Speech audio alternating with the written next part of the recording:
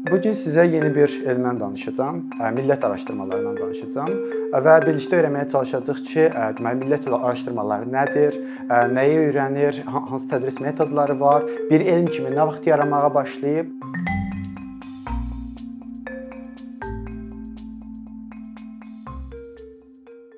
Adından bəlli olduğu kimi millət araşdırmaları millətçilik və milli şuurun köklərini öyrənir. Deməli ilk dəfə bir elm kimi millət araşdırmalarına maraq 1945-80-ci illərdə yaranmağa başlayıb qərb filosofları və qərb siyasətşünasları tərəfindən. Deməli səbəb nə idi bu illərdə yaranmağının? Səbəb o idi ki, bu illər Afrikada və Asiya qitəsində dekolonizasiya dövrü hesab olunur. Yəni bu dövrdə bu qitələrdə koloniyalara qarşı mübarizə gedirdi, koloniyaçılara qarşı və yeni bir milli hərəkat başlamışdı. Öncə də qərb akademik dairələrinə maraqlı gəlir ki, bu milli şuur nə deməkdir? Daha sonra bu elmə maraq ikinci dəfə 90-larda artmağa başladı. Sizcə nəyə görə 90-larda?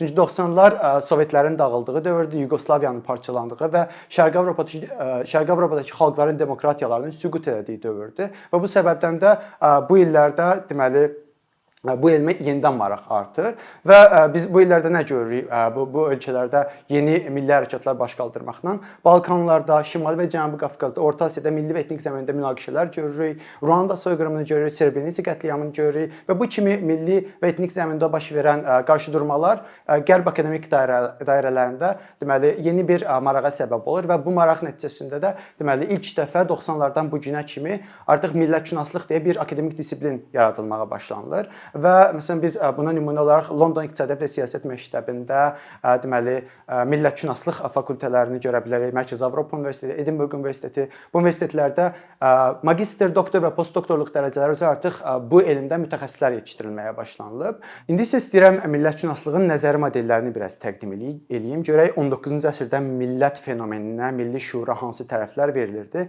və 20-ci əsrdə bu tərəflər necə inkişaf eləməyə başladı. Məsələn 19-cu əsr deməli müəlliflərinə baxsaq, Alman romantiklərinə və yaxud da fransız maarifçilərinə baxsaq, onda görürük ki, məsələn burada Johann Fichte var, sonra Ernest Renan var, Giuseppe Mazzini, sonra Johann Herder kimi müəlliflərin yazılarına baxsaq, onların yazılarında milli şuura primordialist bir yanaşma qoyulduğunu görürük. Primordialist nə deməkdir? Yəni milli şuura sanki genetik, naturalist və essensialist bir baxış qoyurlar.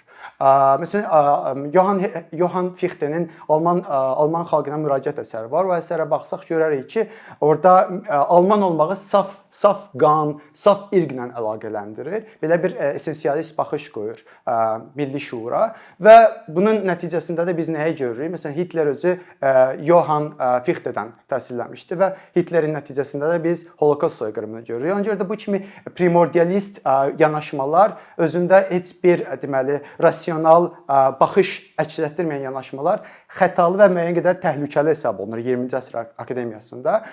Deməli Azərbaycanda da buna bənzər nümunələr var. Məsələn 19-cu əsr Azərbaycan müəlliflərindən Əli bəy Hüseynzadəni misal göstərə bilərik. Onun İstanbulda yazdığı bir şeir var ki, o şeirdə Macar və deməli türk xalqları arasında olan orta əsrlərə qədər gedən genetik bağlardan danışır ki, bu da primordialist yanaşmadır və müasir akademiyada bu kimi yanaşmalara artıq yer verilmir. Daha bir məsələn nəzəri model var, perennializm var. Perennializm isə milli şuuru deməli perennializmə görə milli şuur, müasir dövrdə olan milli şuur əslində orta əsrlərdə də mövcud olub, antik dövrdə də mövcud olub. Yəni onlar belə perennialistlər belə düşünürdülər 20-ci əsrin əvvəllərində. Məsələn, bugünkü Azərbaycan orta məktəb tarix kitablarına və yaxud da universitetlərdə tədris olunan bir çox deməli dərsliklərə, tarix dərsliklərinə baxsaq, orada da perennialist baxış görərik. Məsələn, Azərbaycan milli şuurunun və yaxud da millətinin yaranmağını Səlcuqlar dövründən başladığını iddia edirlər. Halbuki bu da deməli xətalıdır və reallığı əks etdirmir. Bəs reallıq nədir? Reallıqda milli şuur nə vaxt yaranıb? Gəlin bunu araşdıraq. Reallıqda milli şuurun yaranmağını deməli ortaya çıxaran modernist müəlliflər var.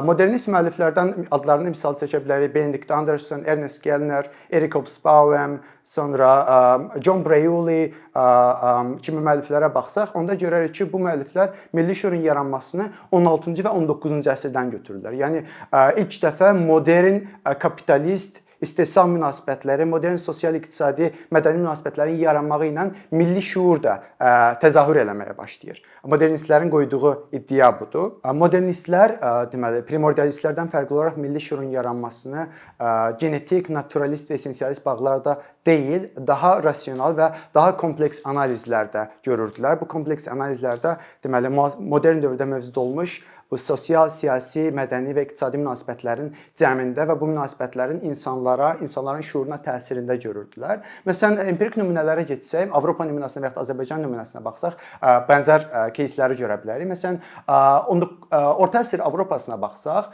görək ki, orada heç kim özünü alman və ya fransız deyə identifikasiya eləmir. İnsanlar özlərinə lüteran, katolik və ya ortodoks, dini və sektarian kimliklərlə özlərini identifikasiya edirdilər. Bənzər nümunəni Azərbaycan keysində də görə bilərik.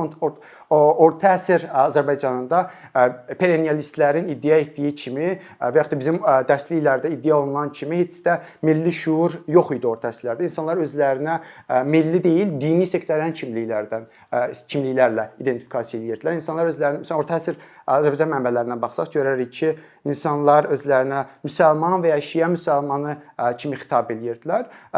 Lakin bu kimi xitablar, yəni dini şuurdan milli şuura keçid yalnız və yalnız modern münasibətlərin yaranması ilə dəyişməyə başladı. Modern münasibətlərə misal olaraq məsələn mədəni lingvistik əlaqələri ortaya qoya bilərik. Məktəbləşməyə keçid eləyək. Məsələn Azərbaycan nümunəsinə baxsaq görərik ki, deməli orta əsrlərdə mədrəsə, dini təhsil verən mədrəsə məktəbləri var idi. Lakin modern münasibətlərin yaranması ilə, yəni Çar Rusiyası dövründə artıq Azərbaycanda üsul-i cədid məktəbləri yaranmağa başladı və bu üsul-i cədid məktəblərdə dünyəvi təhsil verildi. Deməli biz yavaş-yavaş dini təhsildən dünyəvi təhsilə keçid etdiyimiz üçün dini şuurun təməlləri zəifləməyə başlamışdı.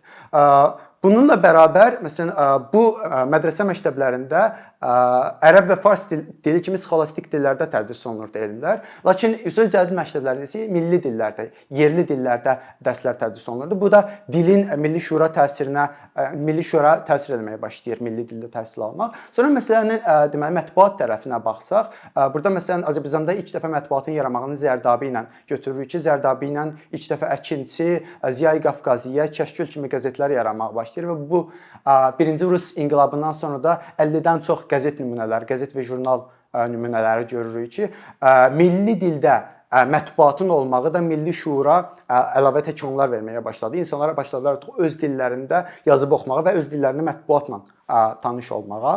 Daha sonra məsələnin sosial-iqtisadi tərəflərinə baxsaq, onda görərik ki, deməli əvvəllər nə var idi orta əsrlərdə? Orta əsrlərdə deməli feodal münasibətləri var idi, təkimçi kəndli var idi və bu təkimçi kəndli min illər boyunca öz torpağına təhkim olmuş şəkildə bu dini ideyalarla, dini ictimai normalarla yaşayırdı. Lakin birdən-birə kapitalist münasibətlərin yaranması ilə hər şey dəyişdi. Necə dəyişdi? İlk dəfə məsələn şəhərlərdə artıq şəhərlər böyüməyə başladı, şəhərlərdə yeni iş yerləri açıldı və insanlar başladılar kəndlərdən şəhərlərə axın eləməyə. Və o dövrdə də şəhərlərin multimilli xüsusiyyəti var idi. Məsələn Bakı şəhərinə baxsaq da Bakı şəhərində də eyni nümunəni görürük. Bakı şəhərində müxtəlif etnik qruplar yaşayırdı. Yəhudilər, Gürcülər, Ermənilər, Almanlar, Polyaklar və insanlar öz kəndlərindən şəhərlərə gəldikcə gəlib o icmaları görürdülər. Bu icmaları gördükcə onlarla özləri arasında olan deməli etnik, lingvistik və mədəni fərqləri görürdülər. Bunları aşkara çıxarırdılar və bu onların milli şuurunun yaranmağına təkan verirdi. Buna akademiyada güzgü millətçiliyi də deyirlər. Sonra eyni zamanda sinfi münasibətlərində təsiri var. Yeni gələn icmalar artıq şəhərdə çoxdan məskunlaşmış icmalarla müqayisədə daha kasıb olduğu üçün aradakı sinfi fərqlər də olurdu və bu sinfi fərqlər deməli icmalar arasında narazılıqlara səbəb olurdu və bu da milli şuurun yaranmasına təsir göstərirdi. Bu kimi nümunələri də, yəni iqtisadi, sosial nümunələri də görə bilərik və bu kimi deməli yəni icmalar arası izolyasiyalar yaranırdı artıq. İcmalar bir-birindən izolyasiya olmuş şəkildə yaşayırdılar. Çünki özlərini identifikasiya etdikləri bir icma var idi. Məsələn, Bakı şəhərində belə görə bilərik, kvartallara bölünmüşdü şəhər. Hər icmanın yaşadığı, hər etnik və mədəni qrupun yaşadığı bir kvartal. Və bu dövrdə ilk dəfə etnik və milli zəmində münaqişələrin başladığı dövrdə hesab olunur. Məsələn, 1905 deməli toqquşmalarına baxsaq görərik ki, ermənilərlə Azərbaycanlılar arasında olan ilk toqquşma hesab olunur. Yəni bundan bundan əvvəl bu icmalar arasında heç vaxt bir toqquşma olmayıb və bunun səbəbi də çox bəsitdir. Yəni milli şüurun yaranmasından irəli gəlir ki, insanlar artıq özlərini başqalarına nəzərən müqayisə edib fərqlərini görə bilirdilər və bu fərqlər onlar arasında narazılıqlara səbəb ola bilirdi. İstər iqtisadi narazılıqlar, istər siyasi narazılıqlar və s. və bu da onlar arasında toqquşmalara və yaxud da bu kimi fəsadlara gətirib çıxarırdı. Başqa nümunələr də verə bilərik. Çoxlu modernistlər arasında çoxlu deməli belə fərqlər var. Məsələn, ideoloji modernistlər də var. Məsələn, ideoloji tərəflərinə baxsaq, bəzi müəlliflər milli şüurun köklərini 17-ci əsrə qədər geriyə getdiyini düşünürlər və onlar milli şüurun köklərini Immanuel Kantın öz müqəddəratını təyin etmə doktrinasına gətirib çıxarırlar. Yəni bu Immanuel Kantın bu ideyalarından milli şüurun bu günə gəlib çıxdığını və bu günə təsir elədiyini iddia edirlər və biz də bunu görə bilirik. Məsələn, hal-hazırda Birləşmiş Millətlərin xartiyasında və yaxud da beynəlxalq hüququn əsas prinsiplərindən biri hesab olunur öz müqəddəratını təyin etmə anlayışı və bu da Immanuel Kantın doktrinasından başlayır. Nəticəmiz nədir? Nəticəmiz odur ki, deməli, milli şüurun köklərini, millətşünaslıq elmi bizə onu çatdırmağa çalışır ki, milli şüurun kökləri heç də bizim düşündüyümüz qədər qədim deyil və milli şüurun kökləri əslində deməli, material və ideoloji cərəyanların təsiri nəticəsində həm Azərbaycanda, həm də dünyanın bir çox nöqtəsində müasir dövrdə yaranmağa başlayıb və ondan əvvəl mövcud olmayıb. Deməli, material münasibətlər deyərkən, məsələn, burada kapitalizmi misal göstərə bilərik, çap mətbuatını misal göstərə bilərik və yaxud da ideoloji cərəyanlar deyərkən də burada məsələn Alman romantiklərini, Fransız maarifçilərini misal göstərə bilərik və bunun nəticəsində milli şüur yaranmağa başlayır və deməli bu da onu göstərir ki, Azərbaycan tədris müəssisələrində əslində öyrədilən o nəzəri modellər heç də reallığı əks etdirmir və əslində milli şüurun kökləri orada iddia olunduğu qədər də qədim deyil.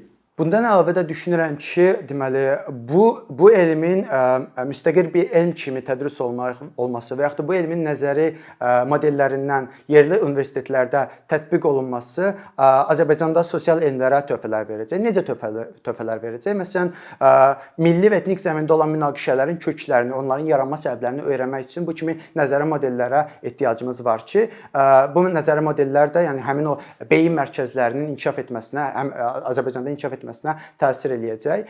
Xüsusilə yaşadığımız ölkədə bu kimi yəni etnik və milli zəmində münaqişələrin baş verdiyi üçün bu elmə sosial elmlərdə Azərbaycanda ehtiyac olduğunu düşünürəm.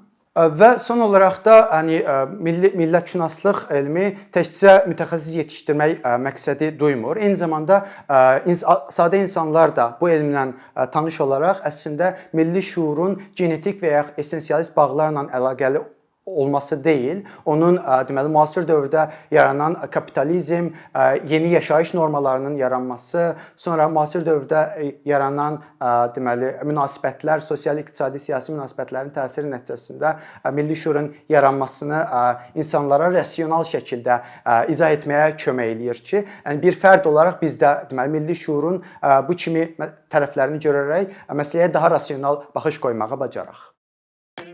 Əkinçinin yeni videoları haqqında məlumatlı olmaq üçün kanalımıza abunə olmağı və xəbərdarlıq funksiyasını aktivləşdirməyi unutmayın. İmkandan istifadə edərək cari patronlarımıza işlərimizi davam etməyə yardım olduqları üçün dərin təşəkkürümüzü bildiririk. Əkinçinin Patreon icmasının üzvü olaraq siz bizim təşəbbüsə dəstək göstərməklə bərabər hazırladığımız materialları hər kəsdən öncə izləmə imkanı əldə edəcəksiniz.